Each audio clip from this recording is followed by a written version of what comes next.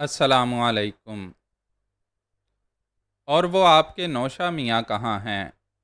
जिंदा हैं साले, ठीक हैं। कमरू ने जवाब दिया। ज़रा उनसे भी तो मुलाकात कराइए, सुल्ताना बोली। और कमरू चौंक कर उसे देखने लगा। तंज कर रही हो अल्लाह कसम। अरे नहीं कमरू मियाँ, इसमें तंज की क्या बात है। मैं तो पहले भी कह चुकी हूँ कि मैंने आप लोगों से इनहराफ नहीं किया था। बस आप ही ने ज़रा जल्दबाजी कर डाली। नौशा मियाँ से मुलाकात कराइए हमारी। ज़रा उनसे भी कुछ बातें करना है। कहाँ रहते हैं आजकल? मुलाकात हो रही है? हाँ, मिलते रहते हैं। झुग्गी होटल में रोज़ शाम को ज़रूर मौजूद होते हैं। आज ही शाम को मुलाकात करा दूँगा। हाँ ज़रूर ज़रूर, सुल्ताना ने कहा। और कमरू मियाँ बोले, अब तो कुछ ले आऊँ तुम्हारे लिए। रहने दें कमरू मियाँ, बातें करें, आपकी गुफ्तगू मुझे बहुत अच्छी लगती है, सुल्ताना ने कहा। और कमरू मियाँ पानी पानी हो गए। काफ़ी देर तक वो सुल्ताना से बातें करते रहे थे। बार बार चौंक कर वो सुल्ताना का चेहरा देखने लगते। गालिबन अंदाज़ा लगाने की कोशिश कर रहे थे कि गड़बड़ कहाँ है, लेकिन बज़ाहिर कोई गड़बड़ नज़र नहीं आती थी। प्रोफेसर हशमतुल्लाह शमशू को अंदर ले गए। मकान की ज़ाहरी शान बता रही थी कि प्रोफेसर साहब गांठ के पूरे हैं और पुरमसरत ज़िंदगी बसर कर रहे हैं। खासे वसी और अरीज़ मकान में कुछ वीरानी वीरानी सी महसूस हो रही थी, हालांकि हर चीज़ से दौलत का मुजाहरा होता था। प्रोफेसर साहब बरामदे से गुज़र कर ड्राइंग रूम में दाखिल हो गए। खूबसूरत सजे सजाए ड्राइंग रूम में पहुंचकर उन्होंने शमशू से बैठने के लिए कहा और शमशू अपने बैठने के लिए जगह तलाश करने लगा। चचा जान, मेरा मतलब है प्रोफेसर साहब, बेगम साहिबा नज़र आ रही हैं। बेगम साहिबा का कोई वजूद नहीं है, इसलिए कि मैंने शादी ही नहीं की। इस घर में दो मुलाजिम हैं और कबीरुल्लाह है। क्या है? कबीरुल्लाह। ये क्या होता है? शमशू ने पूछा। मेरा भांजा है। बहन और बहनोई दुनिया में ना रहे, फसादात में हलाक हो गए। भांजा मेरे साथ है, नहायत निकम्मा, नखट्टू और बदमिजाज। तुम्हें बस उसे बर्दाश्त करना होगा। बाकी तुम्हारा काम ज़्यादातर लिबार्ट्री में ही रहेगा। आपने कहा था प्रोफेसर साहब कि मुझे लिबार्ट्री दिखाएंगे। हाँ, पहले तुम ये बताओ कि काम के सिलसिले में तुम्हारा नज़रिया क्या है। अभी तो कुछ भी नहीं है भाई जी, मुझे काम मिला ही कहाँ है। तो फिर यूँ समझ लो कि मेरी इस लिबार्ट्री में किसी भी वक्त तुम्हें काम के लिए तलब किया जा सकता है। कभी मेरा मूड रात में काम करने के लिए बन जाता है, कभी सुबह ही सुबह काम शुरू कर देता हूँ, और कभी दोपहर को। मैं तुम्हें जिस वक्त तलब करूँगा तुम हाजिर हो जाओगे। कभी कोई ख़ास ज़रूरत हो तो बता देना। लिबार्ट्री में तुम्हें यूनिफॉर्म दिया जाएगा, और वैसे भी तुम्हारा हुलिया तब्दील करने के लिए तुम्हें अलाउंस दिया जाएगा, क्योंकि मेरी लिबार्ट्री के असिस्टेंट को ज़रा वेल ड्रेस होना चाहिए। अबे कसम अल्लाह की, तुमने तो जान निकाल ली अपनी भाई साहब। मेरा मतलब है प्रोफेसर साहब, 50 रुपये एडवांस निकाल कर दिखाओ, शमशू ने कहा। और प्रोफेसर हशमतुल्लाह ने 50 रुपये उसके हवाले कर दिए। शमशू को अपनी आंखों पर यकीन नहीं आ रहा था। पैसे लेते हुए उसके हाथ लरज़ रहे थे, और फिर दिल प्रोफेसर हशमतुल्लाह के लिए बुरी तरह पिघल गया। प्रोफेसर हशमतुल्लाह तो सच्चा ही आदमी मालूम होता था। इतनी बड़ी नौकरी मिल गई थी। पूरे 100 का तसव्वुर कभी अब्बा जान ने बिना किया होगा। शमशू का दिल चाहा कि सोफ़े से छलांग लगाकर बाहर निकल जाए और ये खुशखबरी अम्मा को दे दे, लेकिन सब्र किया। अलबत्ता अब वो ज़रा सआदतमंदी से गुफ्तगू कर रहा था। 200 रुपये जेब में रखने के बाद उसने ज़रा गर्दन झुकाते हुए कहा, वो प्रोफेसर साहब, मैं आपका ग़ुलाम हूँ। बस यूँ समझ लीजिए कि कभी कोई शिकायत नहीं होगी आपको मुझसे। मैं भी यही चाहता हूँ। और तुम मेरे ग़ुलाम नहीं बल्कि दोस्त बनो। क्या समझे? मैं मुलाजमों के साथ बुरे सलूक का आदी नहीं हूँ। अब आओ तुम्हें लिबार्ट्री दिखा दूँ। प्रोफेसर हशमतुल्लाह उठ गया। शमशू उसके पीछे पीछे चल पड़ा। इस बार प्रोफेसर इमारत के अंदरूनी हिस्से में दाखिल हो गया। यहाँ एक तय खाना बना हुआ था। اس نے تہہ خانے کی 6 سیڑھیاں طے کیں اور اس کے بعد وسیع و عریض تہہ خانے میں روشنی کر دی۔ شمشو یہاں کا ماحول دیکھ کر ششدر رہ گیا تھا۔ طرح طرح کی مشینیں، بھٹیاں یہاں نصب تھیں۔ دیواروں میں بہت سی نلکیاں لگی ہوئی تھیں۔ ایک عجیب و غریب سماں تھا جو شمشو نے ایک آدھ بار کسی فلم میں دیکھا تھا، اور اس کے علاوہ اسے کبھی یہ منظر کہیں نظر نہیں آیا تھا۔ وہ پھٹی پھٹی آنکھوں سے اس لیبارٹری کو دیکھتا رہا، اور پھر پروفیسر نے آہستہ سے اس سے کہا، آؤ میں تمہیں اس لیبارٹری کے بارے میں تفصیلات بتاؤں۔ سائنس بچپن ہی سے میرا شوق ہے۔ نہ جانے کیوں میرے ذہن میں یہ تصور پیدا ہو گیا تھا کہ بالآخر میں ایک بڑا سائنسدان بن جاؤں گا۔ اس لیبارٹری میں میں نے بہت سے فارمولے ایجاد کیے ہیں، بس تھوڑی بہت کسر رہ جاتی ہے ان میں، ورنہ میں اس وقت چوٹی کے سائنسدانوں میں شمار ہوتا۔ فی الحال میں ایک نظریے پر کام کر رہا ہوں، اور تمہیں بھی اس سلسلے میں میری مدد کرنا ہوگی۔ جانتے ہو نظریہ کیا ہے؟ میں کیا جاؤں؟ میں کیا بتاؤں؟ شمشو نے گھبرا کر کہا، میں سونا بنانا چاہتا ہوں۔ کیا؟ ہاں، گولڈ کنگ۔ میں چاہتا ہوں کہ میں سونا تیار کروں، اور اتنا تیار کر لوں کہ میرے مقابلے پر کوئی شخص نہ رہے۔ میں اپنے آپ کو گولڈ کنگ بنانا چاہتا ہوں۔ اوہ، گولڈ کنگ اچھا نام ہے، کسی انگریزی فلم کا چل سکتا ہے۔ نہیں، یہ نام صرف میرے لیے ہے، صرف میرے لیے، اور تم دیکھنا ایک دن میں کامیاب ہو جاؤں گا۔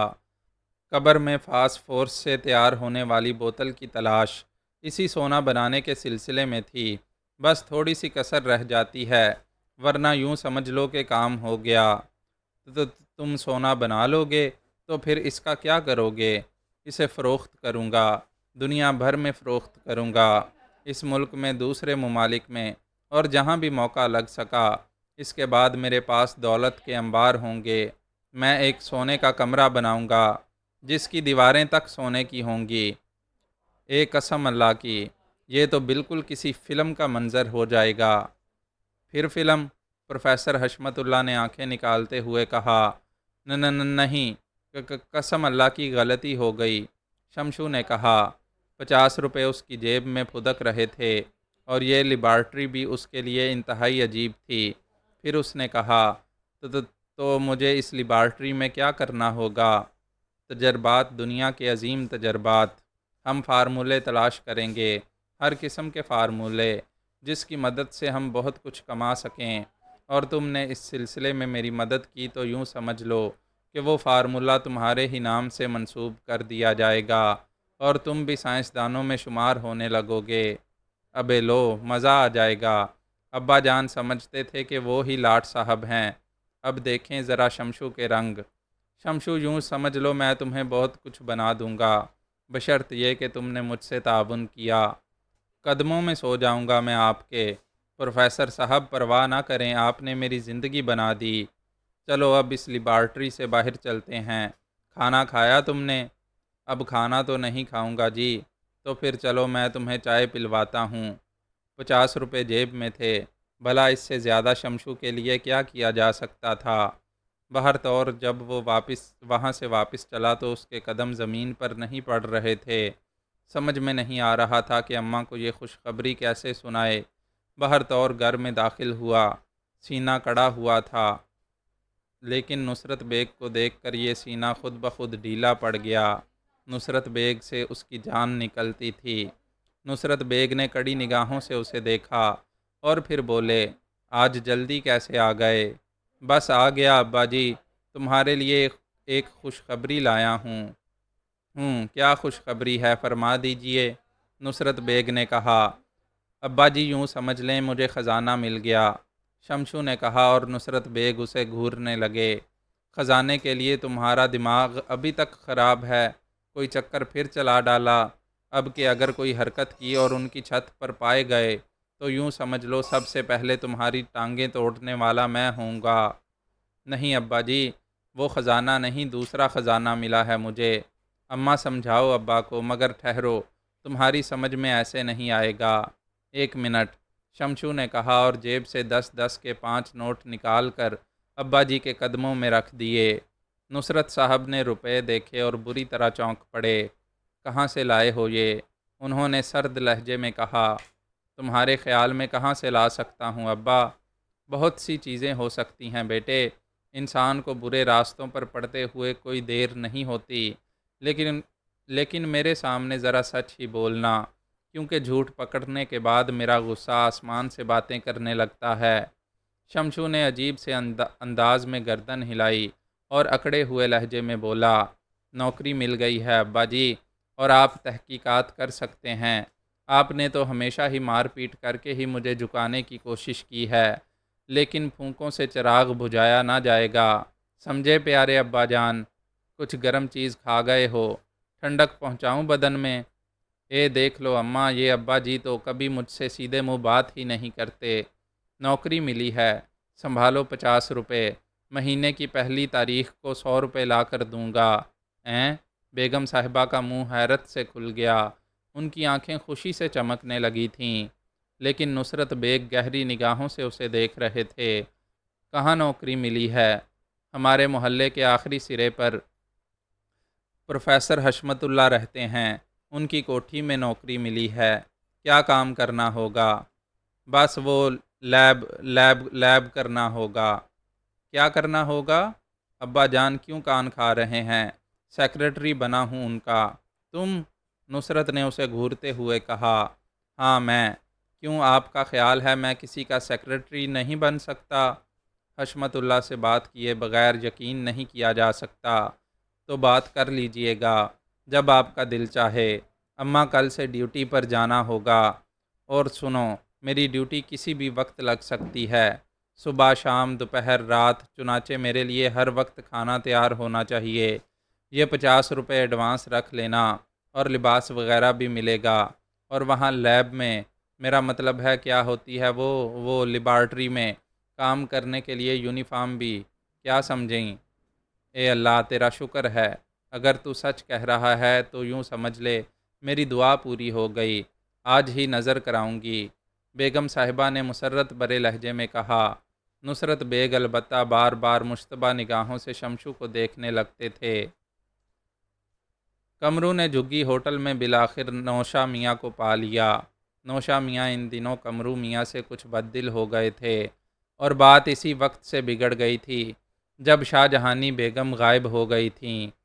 اس وقت بھی نوشا میاں نے کمرو کو دیکھ کر کوئی خاص توجہ نہیں دی اور خاموش بیٹھے رہے، لیکن کمرو مسکراتا ہوا ان کے پاس پہنچ گیا تھا۔ چائے کو بھی نہ پوچھو گے نوشا میاں؟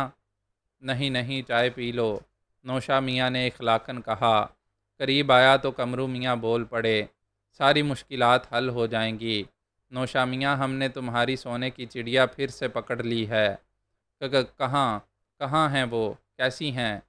جیسی تھیں ویسی ہی ہیں، بالکل ٹھیک ہیں، مگر یار اب ذرا جلدی سے یہ تو بتا دو کہ ہیں کہاں؟ ہماری کھولی میں؟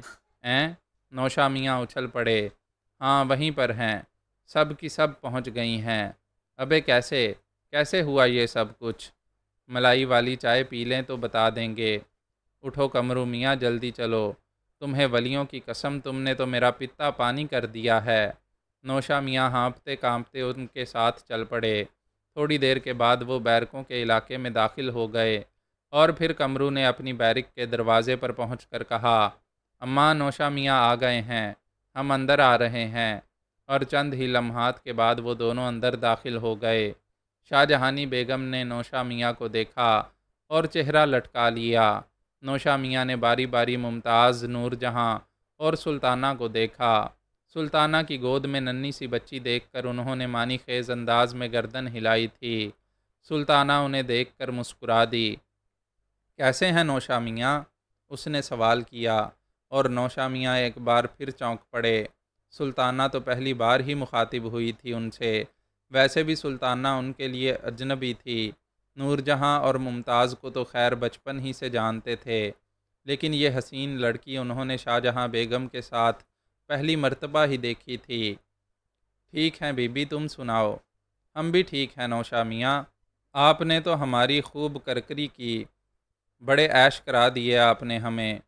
لو بی بی، الزام مجھ پر ہی آتا ہے، قسم ولیوں کی تم نہیں جانتی، میری شاہ جہاں بیگم سے کیسی یاد اللہ تھی۔ شاہ جہاں نے تو آنکھوں پر ٹھیکرے رکھ لیے، مگر میں نے ہمیشہ ان کی بہتری کے بارے میں سوچا۔ یہ دوسری بات ہے کہ بعض بد نصیبوں کا اچھا سوچا ہوا بھی برا بن جاتا ہے۔ شاہ جہاں بیگم نے میری کبھی نہیں مانی۔ اب چھوڑو ان شکوہ شکایت کو، نوشا میاں ہم نے تو تمہیں خاص طور سے بلوایا ہے۔ مہربانی آپ کی۔ بی کیا نام ہے آپ کا؟ سلطانہ۔ سلطانہ بی بی آپ میرے لیے اجنبی ہیں، لیکن شاہ جہاں بیگم سے پوچھ لیجئے، مجھ سے بڑا وفادار انہیں زمین پر نہیں ملے گا، قسم ولیوں کی۔ نوشا میاں آپ سے کچھ گفتگو کرنا ہے، ذرا تنہائی میں۔ ہاں ہاں ضرور، مگر تنہائی؟ ہاں برابر والی کھولی میں چلتے ہیں۔ آئیے نوشا میاں نے کہا، اور سلطانہ نے کرن کو شاہ جہاں بیگم کی گود میں دے دیا۔ شاہ جہاں بیگم پتھر کے بت کی مانند ساکت تھیں۔ نور جہاں اور ممتاز بھی خاموشی سے سلطانہ کی کارروائی دیکھ رہی تھیں۔ سلطانہ نوشا میاں کے ساتھ برابر کی کھولی میں داخل ہو گئی، جس میں وہ پہلے کبھی رہتی تھی۔ یہاں زمین پر بس ایک چادر بچھی ہوئی تھی۔ سلطانہ اطمینان سے چادر پر بیٹھ گئی اور نوشا میاں سے بیٹھنے کے لیے کہا۔ نوشا میاں شکریہ ادا کر کے بیٹھ گئے تھے۔ سلطانہ کہنے لگی، بات دراصل یہ ہے نوشا میاں کہ شاہ جہاں بیگم پر پاکستان آنے کے بعد وطن پرستی کا بھوت سوار ہو گیا تھا۔ وطن پرستی بے شک اپنی جگہ ایک بہت بڑی حقیقت ہے، لیکن بھوک سب سے بڑی حقیقت۔ چنانچہ اس کا توازن قائم کیا گیا تو اندازہ ہوا کہ باقی سارے بھوت بھوک کے بعد شروع ہوتے ہیں۔ کم از کم میرا یہی نظریہ ہے، اور میں نے اس نظریے پر شاہ جہاں بیگم کو قائل کرنے کی کوشش کی۔ شاہ جہاں بیگم خود تو نہ مانی، لیکن میں نے ان سے وعدہ لے لیا کہ اب جو کچھ بھی کرنا ہے مجھے کرنے دیا جائے، اور اس وعدے کے تحت میں یہاں واپس آئی اور کمرو کے ذریعے تمہیں تلاش کرایا۔ قسم ولیوں کی، آپ نے ایسا کام کیا ہے کہ آپ کو پھولوں میں تول دیا جائے، تو پھر کب تول رہے ہیں ہمیں پھولوں میں؟ سلطانہ نے کہا، دیکھو سلطانہ بیگم، میں نے ایک بات کہی تھی شاہ جہاں بیگم سے، وہ عورت ہیں، 2 جوان بیٹیوں کی ماں ہیں۔ تم ان کی کون ہو یہ تو میں نہیں جانتا، لیکن بہر طور تم بھی انہی کے ساتھ دیکھی گئی ہو۔ آج تک کیا تم نے اس ماحول میں اپنے لیے کوئی ایسی جگہ تلاش کی جہاں تمہیں عزت کی روٹی مل سکے؟ ہم آج بھی اس بات کے لیے تیار ہیں کہ شاہ جہاں بیگم بس ایک اشارہ کر دیں، ہم ان کے لیے اچھے سے اچھا کوٹھا مہیا کر دیں گے۔ یہ ہمارے بائیں ہاتھ کا کام ہے۔ کیسے؟ ہمارے پاس تو کچھ بھی نہیں ہے نوشا میاں۔ اس کی ذمہ داری آپ لوگوں کی نہیں۔ جب نوشا نے ایک پیشکش کی ہے تو وہ اسے نبھانا بھی جانتا ہے۔ سوچ لو نوشا میاں، ہم آپ کو ایک پائی بھی نہ دے سکیں گے۔ کیسی باتیں کرتی ہیں سلطانہ بی بی، مجھے ایک پائی کی ضرورت ہے بھی نہیں۔ میں آپ لوگوں کو ٹھکانہ مہیا کیے دیتا ہوں، وہاں سارے انتظامات کر دوں گا، اور جب آپ لوگ کمانا شروع کریں تو آہستہ آہستہ رقم ادا کر دیں۔ یہ کام اگر نوشا میاں پر اعتبار ہو تو ان کے سپرد کر دیا جائے۔ تو پھر نوشا میاں یہ کام آپ کے سپرد کر دیتی ہوں۔ نوشا میاں اچھل پڑے۔ انہوں نے حیرت بری نگاہوں سے سلطانہ کو دیکھا اور بولے، بی بی اتنی بڑی بات کر رہی ہو کہ یقین نہیں آتا۔ اگر یقین کرنے کا کوئی ذریعہ ہے تو آپ مجھے وہ بتا دیں تاکہ میں آپ کو یقین دلا دوں۔ نہیں نہیں، آپ کی بات پر تو یقین کرنا ہی پڑے گا، مگر شاہ جہاں بیگم سے ایک بار کہلوا دیں تو۔ نہیں، شاہ جہاں بیگم یہ بات آپ سے کبھی نہیں کہیں گی۔ سنیے نوشا میاں، میں آپ سے وعدہ کرتی ہوں کہ شاہ جہاں بیگم نور جہاں اور ممتاز کو وہاں لے جاؤں گی جہاں آپ ہمارے لیے ٹھکانہ بنائیں گے، لیکن شرط یہ ہے کہ ٹھکانے کا ایک معیار ہونا چاہیے۔ ارے اس کی تو فکر ہی نہ کریں، شاہ جہاں بیگم کو وہی ماحول مہیا نہ کر دوں تو نوشا میاں کی بجائے گدھا کہہ دینا۔ بولو کتنا ٹائم دیتی ہو؟ یہ تو آپ پر منحصر ہے نوشا میاں۔ 3 دن، قسم ولیوں کی، صرف 3 دن میں وہ کر دکھاؤں گا کہ علادین کے چراغ کا جن بھی نہ کر کے دکھا سکے۔ تو پھر آپ تیاریاں کیجئے، میرا آپ سے وعدہ۔ سلطانہ بی بی ایک بار پھر سوچ لو، اگر بعد میں بات سے بدلیں تو پھر نوشا میاں کا کباڑہ ہو جائے گا، اور ظاہر ہے کہ ہم مریں گے تو تمہیں بھی نہیں چھوڑیں گے۔ ٹھیک ہے نوشا میاں، آپ انتظام کریں، میں نے اچھی طرح سوچنے کے بعد ہی آپ سے بات کہی ہے، تو پھر ہمیں ابھی اجازت دو، کام کرنے میں کچھ وقت لگے گا، 3 دن تم نے ہمیں دیے ہیں، بس ان 3 دنوں میں ہم پورا کر دکھائیں گے، ایک آدھ دن بڑھ جائے تو مجبوری سمجھنا، لیکن تمہیں رپورٹ ضرور دیں گے۔ ٹھیک ہے نوشا میاں، آپ جا سکتے ہیں۔ نوشا میاں سلطانہ کے ساتھ باہر نکلے تھے اور پھر کمرو کی کھولی میں اندر نہیں آئے تھے، بلکہ انہوں نے وہیں سے کمرو کو آواز دے لی تھی۔ کمرو باہر پہنچا تو نوشا میاں نے اسے گلے لگاتے ہوئے کہا، کمرو اب یوں سمجھ لو تمہاری اور ہماری تقدیر بدل گئی۔ وہ کیسے؟ یہ تو تجھے چند روز کے بعد ہی بتاؤں گا میرے دوست، نوشا میاں نے جواب دیا اور تیز قدموں سے آگے بڑھ گئے۔ کمرو ہکا بکا کھڑا رہ گیا۔ شمشو نے ڈیوٹی پر جانا تھا۔ دوسرے دن صبح کو وہ پروفیسر حشمت اللہ کی رہائش گاہ میں پہنچا تو پروفیسر نے بڑے خشک انداز میں اس کا استقبال کیا، اس کا تعارف اپنے دونوں ملازموں سے کرایا اور اس کے بعد اسے لیبارٹری میں لے گئے۔ لیبارٹری میں شاید کام شروع تھا۔ پروفیسر ایک مشین کے پاس پہنچ گیا اور اس نے شمشو سے بھٹی جلانے کے لیے کہا۔ شمشو نے بھٹی جلا دی اور پروفیسر ایک اور بھٹی پر مصروف ہو گیا۔ پھر اس نے کچھ چیزیں اس بڑے سے برتن میں ڈالیں۔ تم نے پدی کا تیل کھایا ہے کبھی؟ پدی پدی ہی نہیں دیکھی چاچا جان، میرا مطلب پروفیسر، پدی کا تیل کہاں سے دیکھنا تھا؟ اوہ بہت کچھ دیکھنا ہے ہمیں اس دنیا میں صاحبزادے۔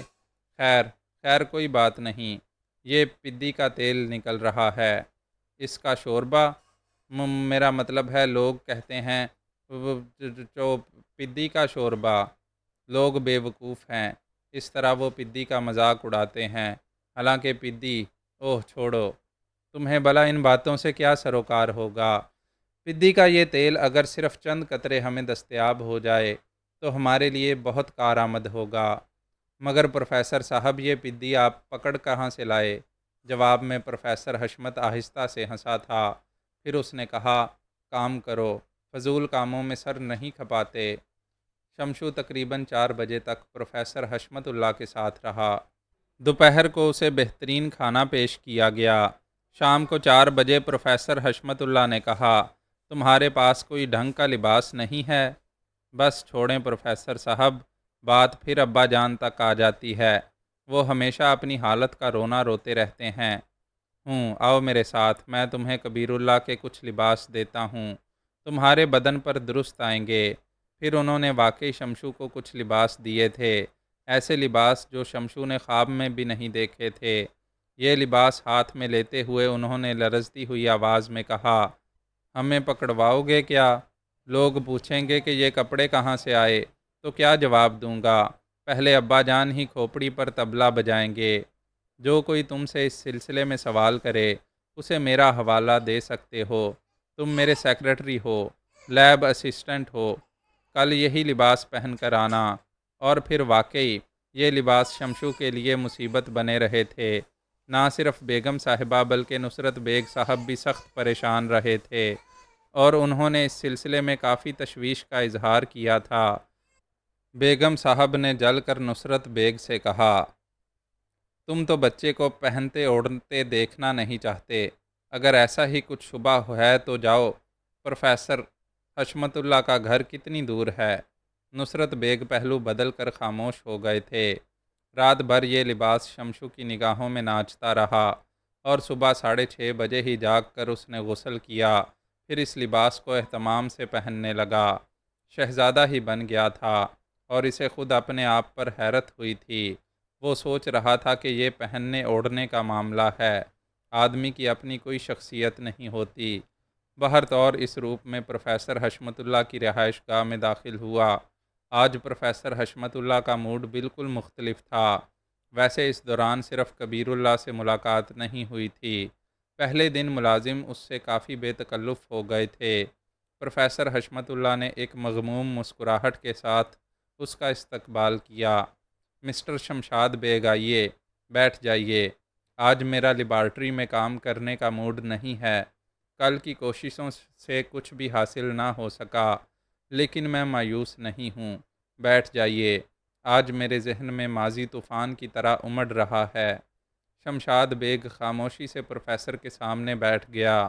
پروفیسر نے ایک سرد آہ بھر کر صوفے کی پشت گاہ سے گردن ٹکا لی۔ کافی دیر اسی طرح گزر گئی۔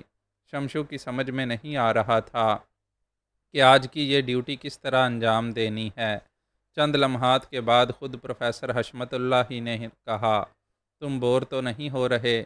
نہیں پروفیسر صاحب، مگر آج کیا کرنا ہوگا؟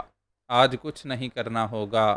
میرے سامنے بیٹھو، مجھ سے باتیں کرو، مجھ سے میرے ماضی کے بارے میں سوالات کرو، اور ڈیوٹی ختم؟ شمشو نے مسکراتے ہوئے کہا، ہاں بالکل، تمہیں کسی چیز کی ضرورت تو نہیں؟ نہیں پروفیسر، بس ایک 50 روپے چاہیے تھے۔ دراصل وہ کچھ نہیں لو، یہ ایک 50 کا نوٹ رکھ لو۔ میں نے تم سے کہہ دیا ہے کہ جب بھی کچھ ضرورت ہو مجھ سے بے تکلفی سے بیان کر دینا۔ شمشو نے 50 کا نوٹ لے کر جیب میں رکھ لیا۔ اس کے سینے میں گرمی دوڑ رہی تھی۔ 50 روپے پہلے دن ملے تھے، 50 روپے آج۔ بھلا پروفیسر کی محبت جس قدر اس کے دل میں نہ بڑھ جاتی، کم تھا۔ اسے پروفیسر کے ماضی سے پوری دلچسپی پیدا ہو گئی۔ پروفیسر خاموشی سے اس کا چہرہ دیکھ رہا تھا۔ میں اس دنیا کا سب سے بد نصیب انسان ہوں۔ ارے نہیں چاچا جان، میرا مطلب ہے پروفیسر، سب سے بد نصیب انسان میں ہوں، شمشو نے کہا۔ تم؟ پروفیسر نے بھویں سکیڑ کر اسے دیکھا۔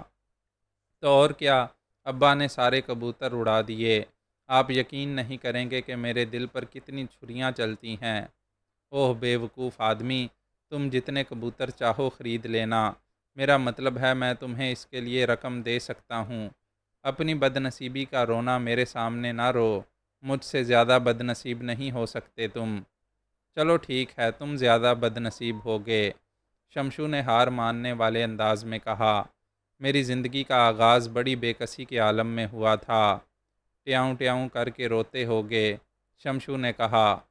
ہاں، ساری زندگی ہی میں ٹیاؤں ٹیاؤں کرتا رہا ہوں، بالکل کسی کتے کے پلے کی مانند، محبت سے محروم، دنیا کے تمام جذبوں سے نا آشنا۔ میرے دل میں بھی یہ خواہش رہی کہ کوئی مجھے چاہے، مجھ سے محبت کرے، لیکن اس روئے زمین پر وہ ناپید تھے جو مجھے پیار کرتے۔ کمال ہے، اماں نہیں تھی تمہاری؟ شمشو نے سوال کیا۔ ہوگی کبھی، جب میں نے ہوش سنبھالا تو وہ نہیں تھی۔ کرم فرماؤں کے رحم و کرم پر تھا، اور اسی طرح میری پرورش ہوئی۔ پتہ نہیں وہ کون تھا جس نے مجھے اسکول میں داخل کرا دیا، اور پتہ نہیں وہ کون تھے جو اچھے نمبروں سے مجھے پاس کرتے چلے گئے۔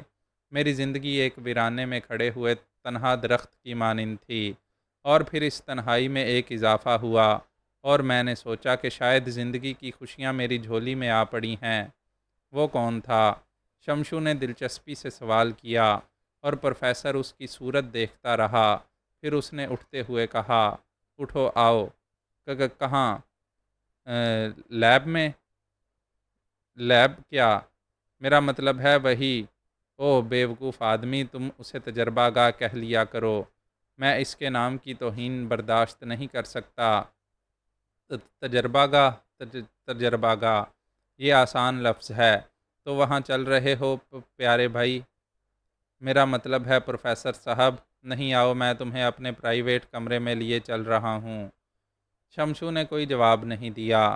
نوکری تو نوکری ہی ہوتی ہے، لیکن یہ پروفیسر کافی دلچسپ آدمی معلوم ہوتا تھا۔ تھوڑی دیر کے بعد پروفیسر ایک کمرے میں پہنچ گیا۔ اس نے کمرے کا دروازہ کھولا اور روشنی جلائی۔ یہاں بھی عمدہ قسم کا فرنیچر پڑا ہوا تھا۔ اس نے اسے ایک سیٹھی پر بیٹھنے کے لیے کہا، اور خود ایک الماری کی جانب بڑھ گیا۔ الماری سے اس نے کوئی چیز نکالی، اور پھر آہستہ آہستہ چلتا ہوا شمشو کے سامنے آ بیٹھا۔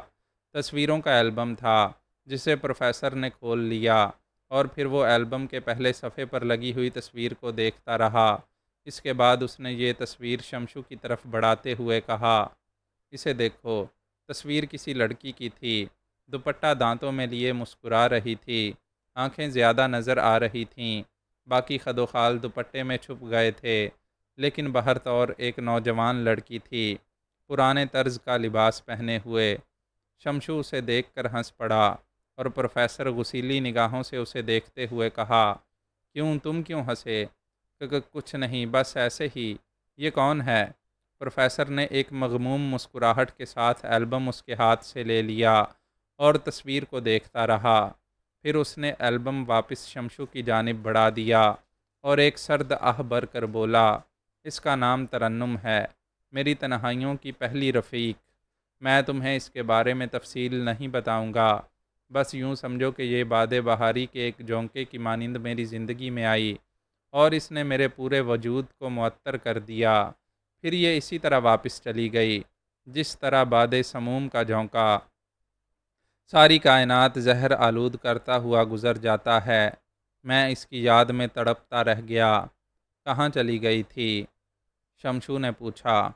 اس کی شادی ہو گئی تھی، اور پھر شادی کے 3 سال کے بعد جب یہ میرے سامنے آئی تو اس کی گود میں ایک کتیا کا پلہ دبا ہوا تھا۔ اس نے پلے کو ہوا میں اچھال کر میری طرف بڑھاتے ہوئے کہا کہ جاؤ بیٹا، ماموں کے پاس جاؤ۔ میں نے دونوں کو جوتے مار کر باہر نکلوایا تھا، اور تم خود سمجھ سکتے ہو کہ میری ذہنی کیفیت کیا ہوئی ہوگی۔ آہ آہ، مگر پروفیسر، آپ نے اس سے شادی کیوں نہ کر لی؟ شمشاد بیگ نے درد مندی سے پوچھا۔ لیکن پروفیسر کی بھویں چڑھ گئیں۔ وہ انگلی اٹھا کر بولا، دیکھو، تمہیں میرے ذاتی معاملات کریدنے کی اجازت نہیں ہے۔ پہلی غلطی معاف کر رہا ہوں، دوسری معاف نہیں کروں گا۔ شمشاد بیگ سنبھل گیا۔ اس کی سمجھ میں نہیں آ رہا تھا کہ پہلا معاملہ ذاتی تھا یا دوسرا ذاتی ہے۔ بہرطور نوکری سر انجام دے رہا تھا۔ جیسے پروفیسر کہتا ویسے ہی درست تھا، چنانچہ سنبھل کر خاموش بیٹھ گیا۔ پروفیسر نے ایک بار پھر صوفے کی پشتگاہ سے گردن ٹکا لی تھی۔ البم اس کی گود میں رکھا ہوا تھا۔ چند لمحات کے بعد وہ سیدھا ہوا اور اس نے البم کا دوسرا صفحہ الٹ دیا۔ اسے دیکھو۔ شمشاد بیگ نے البم اٹھا لیا۔ دوسری تصویر بھی ایک لڑکی کی تھی، جو پہلی لڑکی سے کسی قدر جدید لباس میں نظر آ رہی تھی۔ اس کا پورا چہرہ بھی نمایاں تھا۔ شمشاد بیگ نے سوالیہ نگاہوں سے پروفیسر کی جانب دیکھا تو پروفیسر مسکراتا ہوا بولا، یہ ناہید ہے، بڑی خوشی ہوئی اس سے مل کر، شمشاد بیگ نے دانت نکالتے ہوئے کہا، اور پروفیسر ایک بار پھر بگڑ گیا۔ تمہیں کیوں خوشی ہوئی؟ جی سب آپ کی خوشی میں خوش ہیں تو وہ کچھ نہیں، بس خاموش بیٹھو۔ تمہیں اس سے مل کر خوش نہیں ہونا چاہیے، کیونکہ اس نے میری خوشیاں لوٹ لیں۔ وہ کیسے پروفیسر؟ شمشاد بیگ نے پوچھا۔ آہ، یہ بہار کی وہ نوشگفتہ کلی تھی جو بہار کی آمد کے ساتھ ساتھ کھلتی ہے اور خزاں بن کر رخصت ہو جاتی ہے۔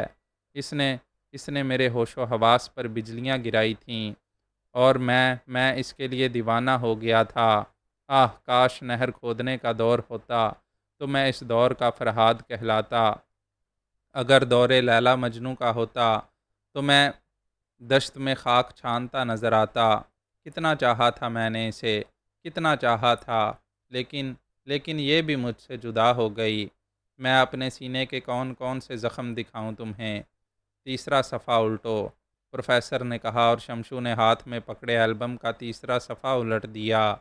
اس صفحے پر ایک نئی تصویر تھی، اور پروفیسر اس تصویر کے لیے بھی آہیں بھرنے لگا۔ شمشاد بیگ کی سمجھ میں نہیں آ رہا تھا کہ پروفیسر در حقیقت ان میں سے کون سے چہرے کا عاشق تھا۔ ہر نئے چہرے کے بعد وہ ایک دردناک کہانی سناتا، اور یوں محسوس ہوتا کہ اس کی محبت یہاں ختم ہو گئی ہو۔ لیکن صفحہ الٹتے ہی نیا چہرہ سامنے آ جاتا تھا، اور پروفیسر اس کے لیے آہیں بھرنے لگتا۔ شمشاد بیگ نے گردن ہلائی، ہونٹوں ہی ہونٹوں میں بڑبڑایا، بیٹا، مجھے نہیں معلوم تھا کہ یہ لیب اسسٹنٹ کی نوکری اتنی سخت ہوتی ہے۔ خیر، کوئی بات نہیں، 250 روپے سے تو کٹ گئے ہوں۔ اگر اس طرح کٹتے رہو تو 120 عشق کی داستانیں سنا سکتے ہو۔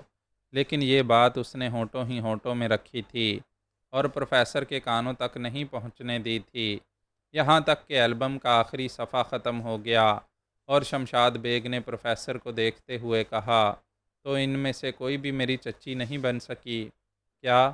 پروفیسر دھاڑا، میرا مطلب ہے پروفیسر نہیں۔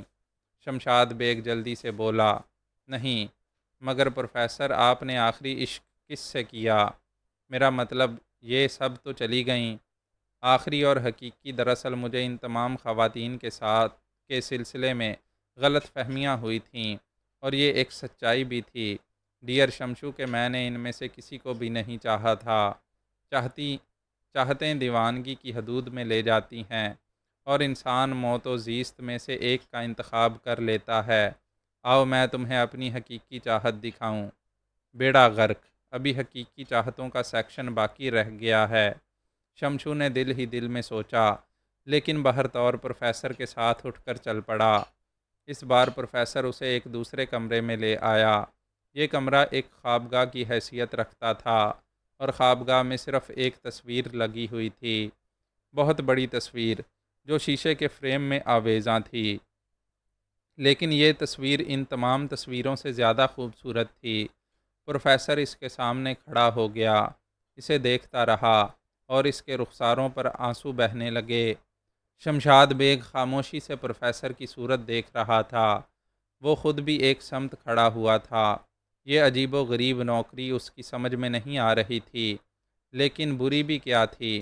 2 دن میں 250 کما لیے تھے، اگر 2-4 مہینے بھی چل جائے تو عیش ہو جائیں گے، پھر ابا جان اسے نکما اور نکھٹو ہونے کا طعنہ نہیں دے سکیں گے، اور پھر حرج بھی کیا ہے، بھاگ دوڑ سے بھی بچت، بس الٹی سیدھی کہانیاں سنتے رہو، پدی کا تیل نکالتے رہو، اور بات ختم۔ پروفیسر کافی دیر کے بعد چونکا، اس نے شمشو کی طرف دیکھا اور ایک سرد آہ بھر کر بولا، یہ تصویر اس وقت کی ہے جب میں نے اسے پہلی بار دیکھا۔ دوسری بار کی بھی کوئی تصویر ہے؟ شمشو نے کہا۔ ہاں، کیوں نہیں، میں تمہیں دکھاتا ہوں۔ پروفیسر ایک بار پھر ایک الماری کی جانب بڑھ گیا، اور شمشاد بیگ سر پکڑ کر بیٹھ گیا۔ اب اس الماری سے بھی تصویروں کا کوئی البم برآمد ہوگا، اور پروفیسر اپنے بہت سے آخری عشق کی داستانیں سنائے گا۔ شمشاد بیگ نے پشت سے پروفیسر کو دیکھا، اور پھر غصیلے انداز میں دل ہی دل میں سوچا، ٹھیک ہے بیٹا، تم سنا لو مجھے اپنے عشق کی 120 داستانیں، اگر 140 نہ سنائیں تو میرا نام بھی شمشاد بیگ نہیں۔ پروفیسر تھوڑی دیر کے بعد واپس پلٹا، اس کے ہاتھ میں ایک خوبصورت البم دبا ہوا تھا۔ وہ شمشاد بیگ کے قریب آ بیٹھا، اور اس نے البم کا پہلا صفحہ کھول دیا، جس پر یہی تصویر لگی ہوئی تھی جو دیوار پر آویزاں تھی۔ اس کا نام کوثر جہاں ہے۔ کوثر جہاں ایک بہت ہی اچھے کھاتے پیتے گھرانے کی خاتون تھیں، اور ہمارا گھر ان کے گھر کے عین سامنے تھا۔ یہ تو مصنوعی زہر عشق ہو گئی۔ بالکل مصنوعی نہیں تھا، حقیقی زہر عشق ہے، یہ کیا سمجھے؟ پروفیسر نے بگڑتے ہوئے کہا۔ ہاں ہاں چچا میاں، میرا مطلب ہے پروفیسر صاحب، میں مصنوعی کہہ رہا تھا، مصنوعی نہیں۔ اوہ اچھا اچھا اچھا، تو یہ کوثر جسے میں ہمیشہ آب کوثر کہتا تھا، پہلی بار کمپنی باغ میں مجھے نظر آئی۔ موسم بہار کا آغاز تھا، آسمان سے ہلکی ہلکی پھوار زمین تک پہنچ رہی تھی، ہواؤں کے بھیگے ہوئے جھونکے بدن میں نہ جانے کیسی کیفیات پیدا کر رہے تھے۔ 1 منٹ پروفیسر صاحب، 1 منٹ، آپ کے ہر عشق کا آغاز موسم بہار کے ہی پہلے جھونکے سے ہوتا ہے، اس کی کیا وجہ ہے؟ کبھی سردیوں میں آپ کو کوئی عشق نہیں ہوا، یا گرمیوں کی چلچلاتی دھوپ میں کوئی حسینہ آپ کو نظر نہیں آئی؟ پروفیسر نے سنجیدہ نگاہوں سے شمشو کو دیکھا اور بولے، او بے وقوف، انسان سردیوں کی کڑکڑاتی صبح اور شامیں عشق کرنے کے لیے موزوں کہاں ہوتی ہیں؟ اس وقت تو انسان اپنی ہی مصیبت کا شکار ہوتا ہے، اور پھر گرمیوں کی چلچلاتی دھوپ، ارے باپ رے باپ، پسینہ سر سے بہتا ہے تو ایڑی تک پہنچ جاتا ہے۔ ایسے اوقات میں اگر کوئی حسینہ نظر بھی آ جائے تو انسان کسی سائے کی تلاش میں سرگرداں ہو جاتا ہے، وہاں سے عشق کا آغاز کیسے ہو سکتا ہے؟ نہیں چچا میاں، پروفیسر، عشق تو سنا ہے کہ سولی پر بھی ہوتا ہے۔ غلط سنا ہے تم نے سیکرٹری، سولی کا محاورہ نیند کے لیے ہے۔ کیا مطلب؟ ابے تم نے کیا بکواس شروع کر دی ہے؟ تم سیکرٹری ہو یا میرے چچا؟ جو کچھ میں کہہ رہا ہوں غور سے سنو، میں تمہیں بتا رہا تھا کہ موسم بہار کا پہلا جھونکا، خبردار اب درمیان میں دخل مت دینا۔ نہیں دوں گا، مگر وہ ایک 50 روپے ہوں گے پاس؟ ہاں ہیں، لو یہ رکھ لو اور خاموش بیٹھو۔ پروفیسر نے 50 کا نوٹ نکال کر شمشو کے سامنے پھینک دیا، اور اس کے بعد بلا شمشو کی زبان کیسے کھل سکتی تھی؟ پروفیسر نے کہا کہ کوثر جہاں سے اس کے عشق کا آغاز کمپنی باغ میں ایک بہاروں بری صبح میں ہوا، اور اس کے بعد کوثر جہاں سے اس کی ملاقاتیں ہوتی رہیں۔ پروفیسر اس کے ساتھ ساتھ ہی ہر ملاقات کی ایک تصویر دکھاتا جا رہا تھا۔ شمشو سے بولے بغیر نہ رہا گیا۔ اے چچا، میرا مطلب ہے پروفیسر، کیا آپ فوٹوگرافر کو ساتھ لیے پھرتے تھے؟ کیا مطلب؟ ہاں، یہ ہر موقع کی ایک تصویر ہے، اور مجھے فوٹوگرافری کا شوق جنون کی حد تک تھا۔ اس وقت یہی میرا محبوب مشغلہ تھا، اور یہ کیمرہ شاید پورے شہر میں سب سے شاندار کیمرہ تھا جس سے میں اس محبوبہ عالم کی تصاویر بنایا کرتا تھا۔ میں نے تم سے پہلے ہی کہا ہے کہ بیچ میں دخل نہ دو ورنہ اچھا نہیں ہوگا۔ اب نہیں دوں گا، شمشاد بیگ نے کہا۔ بالآخر میرا رشتہ کوثر جہاں کے لیے گیا۔ ان کے ناہنجار والد صاحب نے صاف گوئی سے انکار کر دیا، جبکہ ان کی بیٹی نے صاف صاف ان سے کہہ دیا تھا کہ اگر وہ شادی کرے گی تو صرف پروفیسر حشمت اللہ سے۔ نتیجہ یہ نکلا کہ نہ انہوں نے شادی کی اور نہ ہم نے، اور یہ ان کی آخری تصویر ہے۔ پروفیسر نے تقریباً ایک 40 سالہ خاتون کی تصویر شمشاد بیگ کے سامنے کر دی، اور شمشاد حیرت سے اچھل پڑا۔ وہ بوڑھی ہو گئیں؟ ہاں، وہ بوڑھی ہو گئیں۔ انہوں نے بھی شادی نہ کی اور میں نے بھی نہ کی۔ مگر چچا، پروفیسر غرایا۔ معاف کیجیے گا پروفیسر صاحب، میرا مطلب ہے کوثر جہاں کے والد صاحب اتنے عرصے زندہ رہے؟ نہیں، کچھ عرصے بعد ان کا انتقال ہو گیا، لیکن کوثر جہاں نے کہا کہ جب ان کے سرپرست ہی نہ رہے تو پھر کیا فائدہ شادی کرنے کا؟ کمال ہے، عجیب ٹریجڈی ہے۔ میرا خیال ہے یہ منظر نہیں چلے گا، فلم کا منظر بدلنا چاہیے۔ فلم؟ پروفیسر غرایا۔ نہیں، بالکل نہیں، قطعی نہیں، شمشاد بیگ جلدی سے بولا، اور پروفیسر مغموم انداز میں اس تصویر کو دیکھتا رہا۔ شمشاد بیگ نے بھی کئی مرتبہ اس تصویر کو دیکھا، بڑھاپے میں بھی کافی حسین تصویر تھی۔ بہرطور آج کا دن عشق عاشقی کی نظر ہو گیا، اور اس کے بعد پروفیسر نے اس سے پوچھا، میاں شمشاد، تم کبھی اس دشت کی سیاہی کو نہیں نکلے؟ میں سمجھا نہیں پروفیسر، میرا مطلب ہے تم نے کبھی عشق نہیں کیا؟ عشق؟ کل بتاؤں گا چچا میاں۔ او پروفیسر، کل اس سلسلے میں آپ کو تفصیلات بتاؤں گا۔ ہاں ہاں ضرور، یہ داستانیں ہی تو جوان رکھتی ہیں، ورنہ زندگی میں اور کیا رکھا ہے۔ شمشو نے آج کی ڈیوٹی انجام دی اور اس کے بعد باہر نکل آیا۔ معزز سامعین، اپنے اس چینل کو سبسکرائب کریں اور بیل آئیکن کا بٹن پریس کریں تاکہ ہر نئی آنے والی ایپیسوڈ آپ تک بروقت پہنچ سکے۔ شکریہ۔